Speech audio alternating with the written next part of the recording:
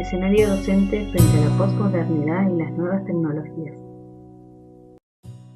Grandes son los cambios que el docente ha debido sobrellevar a lo largo de la historia para poder adaptarse a las circunstancias y paradigmas vigentes. Los roles han variado también con la historia, pero se puede destacar que el docente jamás ha dejado de ser un guía para sus alumnos. Esta nueva época no es menos en ese sentido. El nuevo paradigma ha traído consigo cambios fundamentales para la educación. La posmodernidad ha atravesado todo el medio educativo y con ella a los docentes. Como bien explican Caruso y Dussel en el libro De Sarmiento a los Simpson, este cambio comenzó en Latinoamérica aproximadamente hace más de 50 años, a través de uno de los mayores educadores de la historia latinoamericana, Pablo Freire.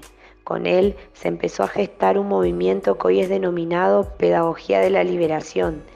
En él se considera que la educación liberadora es un proceso de renovación de la condición social del individuo, considerando al sujeto como un ser pensante y crítico, reflexionando de la realidad que vive.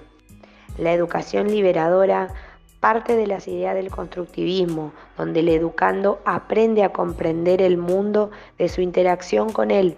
Es un sujeto consciente del mundo en una evolución constante y su aprendizaje es más duradero, ya que propicia la reflexión y la crítica. Los docentes tienen un papel muy importante y difícil en la construcción de esta nueva manera de educar. Lograr el aprendizaje a través de la propia construcción del alumno y no por memorización y repetición lleva mucho más tiempo y trabajo, sin contar que nos encontramos en un momento histórico atravesado por la posmodernidad y las nuevas tecnologías, donde existe una discusión continua del papel de la educación en la sociedad. El docente en este sentido tiene un gran trabajo de adaptación, aprendizaje y reconstrucción de su propio pensamiento. Las nuevas tecnologías traen consigo nuevas posibilidades de inclusión en el aula y el docente debería hacer uso de ellas, pero para poder lograr utilizarlas en una clase debe primeramente conocer sus usos, aplicaciones y el alcance pedagógico real sobre el contenido que va a tratar. Esto último se vuelve muy difícil de averiguar, debido a que no hay estudios específicos sobre los alcances pedagógicos de una aplicación en particular. Las tecnologías avanzan muy rápido y no ha dado tiempo para poder hacer un análisis sobre todas ellas.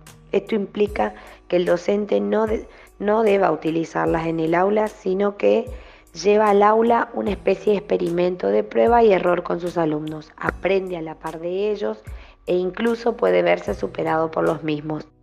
Por otro lado, los jóvenes actuales tienen una manera diferente de interactuar con el mundo y por ende otra manera de aprender. La búsqueda de la satisfacción inmediata o como definía Bauman, modernidad líquida, es muy difícil de sobrellevar en el aula y va contraria al constructivismo, que necesita tiempo y construcción. Pero ¿puede el docente lograr que estas dos maneras de aprender puedan interactuar sin destruirse? El uso de las tecnologías en el aula logra muchas veces la satisfacción inmediata. Es deber y desafío del docente poder conjugar las mismas con la metodología constructivista.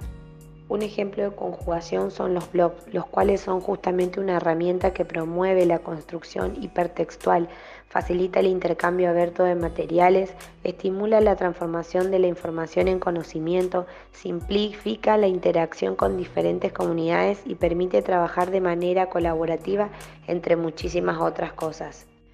Hay una necesidad inmediata, social, y es responsabilidad del docente también comenzar a guiar a los alumnos hacia una utilización segura de los medios digitales, los cuales traen consigo muchos problemas de acoso en la red.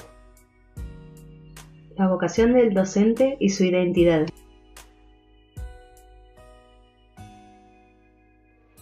Cuando hablamos de vocación, hacemos referencia a estos nuevos conceptos que se plantean en la sociedad acerca de que si el docente nace o se hace, y es allí donde todos estos nuevos paradigmas nos hacen replantearnos acerca de la actividad y rol que cumple hoy el docente en la actualidad, no solo frente al aula, sino también ante la sociedad.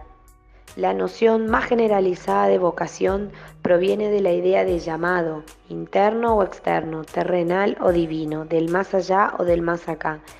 Y esto es lo que hoy en la actualidad se pretende del docente, que no solo brinda un saber específico, sino que la sociedad espera de él esa actitud divina o sacerdotal, y que es lo que muchas veces confundimos cuando hablamos de la tarea del docente y que no lo hacemos con otras áreas.